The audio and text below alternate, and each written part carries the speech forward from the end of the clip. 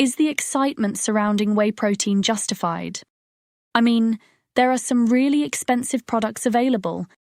We need to take a somewhat different approach to whey protein, even if it's probably better to acquire it from actual food in the end. Whey protein isn't something I think of as a complete food. Although it is a supplement, it is likely one of the most effective ergogenic aids available. Additionally, you can choose when to take it by looking at the literature. I will also include essential amino acids in this conversation because I have been talking about whey protein and essential amino acids as being important to my body for more than 10 years. Without them, I'm not sure if I would look the way I do. As if I've deliberately incorporated them into my life. To help you understand how to use whey protein and whether it's worth the hype in certain situations, let's dissect the literature.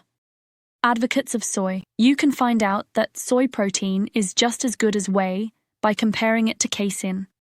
Advocates of casein protein will claim that it is on par with whey. Therefore, let's put our money where our mouth is and examine this study that compared the proteins, casein, soy, and whey. The Journal of Applied Physiology published this. And the reason this study appeals to me is that they measured more than just protein levels. The quantities of accessible amino acids were measured. Well, how much do we have to give of this? They asked. How much of this can we contribute? And how much of this is required to ensure that a person's body receives the same quantity of necessary amino acids so that we can measure it accurately? They really accomplished that, and when they looked at a basic serving size, they discovered that whey protein ended up raising amino acid levels noticeably higher than the other groups. However, that wasn't even the most thrilling part. They examined two distinct situations.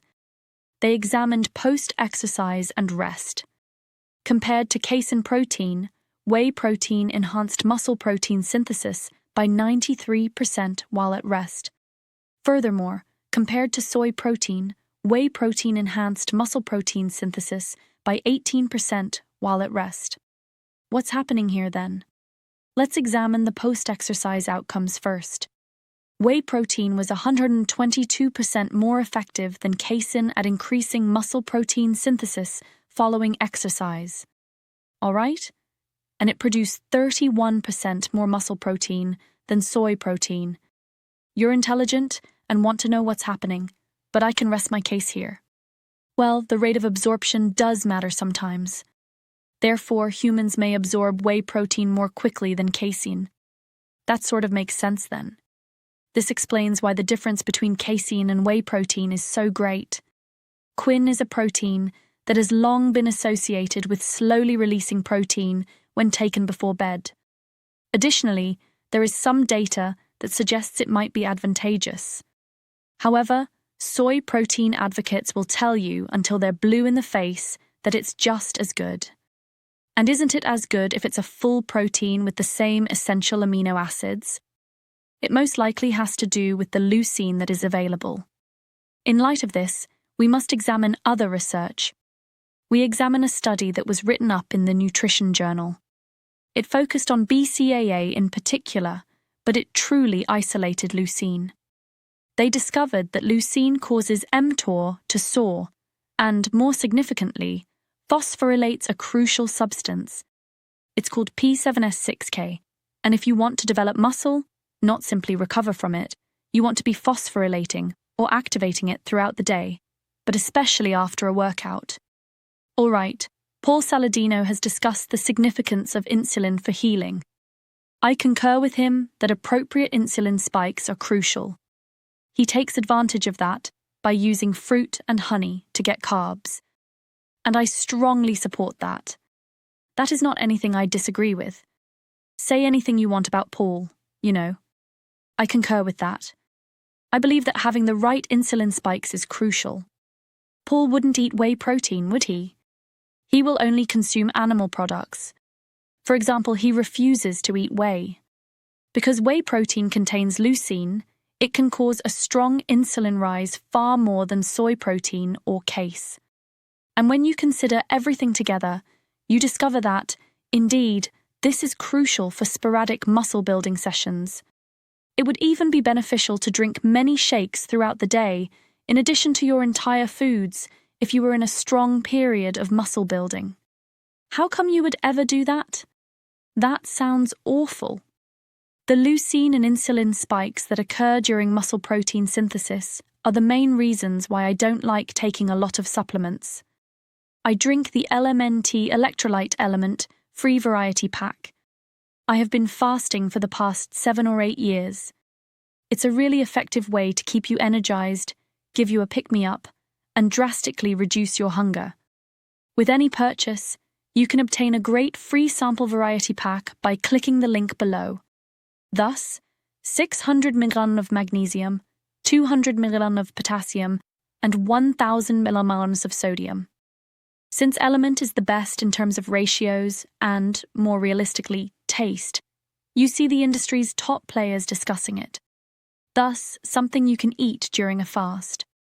Additionally, the salt may make you less hungry. With only a short packet of Element or one of their ready-to-drink sparkling ones, you can start your day with something extremely potent. It's a simple way to have something that tastes delicious and feels like a soda, but it doesn't have the negative effects of a soda. Instead, it helps you get the electrolytes you need quickly while maintaining low insulin levels.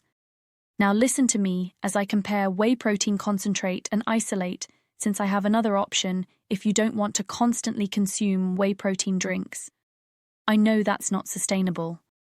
Regarding the distinction between whey protein isolate and whey protein concentrate, however, I can say that the former is more pure and cleaner and will provide a more manageable and larger increase.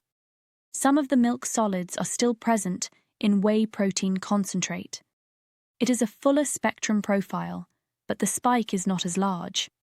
It is evident from statistics and machine learning that whey protein concentrate is a more bioavailable protein. When you look at what is known as the protein digestibility indispensable amino acid score, the DAFAS, or even the PDCAS score. Therefore, concentrate may be beneficial in the long run, but isolate is beneficial in the short term for a more pure anabolic impact. What should I recommend in this situation? Turn them over. Turn them over. All right, essential amino acids, or AS.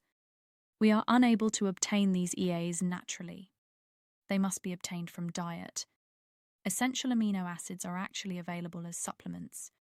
Your BCAAs contain branched-chain amino acids that you can obtain in other ways, so discard them. EAS that you require in supplement form. Additionally, some research indicates that taking EAAs in addition to a conventional protein meal may actually enhance the amount of muscle protein that is synthesized. In a study that was published in Frontiers of Physiology, researchers compared the effects of EAA ingestion and resistance training with a placebo. They discovered that EAS improved muscular contractile strength and decreased lactate accumulation, which allowed participants to train longer and harder. However, a study that was published in the journal Clinical Nutrition shows that when subjects were on a 30% calorie deficit, a fairly severe one, their rate of muscle protein breakdown was significantly lower, and their rate of protein synthesis was significantly higher if they took EAS supplements. Despite having a significant shortfall, their muscle protein turnover was changed in a way that allowed them to retain more muscle. All of this is done without even including calories. There are no calories in EAS. Therefore, consuming EAS throughout the day, or more crucially with meals, is one of the most crucial things you can do if you're in a severe deficit and you're not too concerned about the occasional leucine or insulin rise. Because they are so inexpensive, you may always have them with you and eat them with meals to boost the surge at that specific moment. Don't you want to maximize protein synthesis from a meal if you only have one window of time to eat and consume a lot of protein? Leveraging whey protein for appropriate spikes and essential amino acids for appropriate spikes is one of the most effective things you can do before you start going down the rabbit hole of peptides, of this, of that, of TRT, and all this stuff that I adore. It seems to work to me. It's fantastic, in my opinion.